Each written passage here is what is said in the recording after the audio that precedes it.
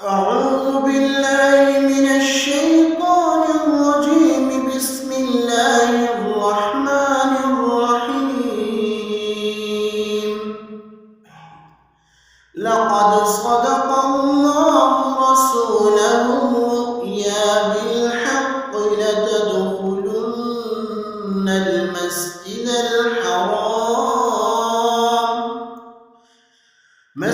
الحرام إن شاء الله آمنين محلقين رؤوسكم ومقصرين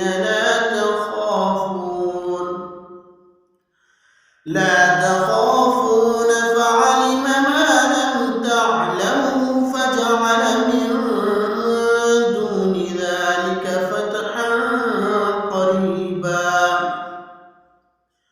هو الذي أرسل رسوله بالهدى ودين الحق ليظهره على الدين كله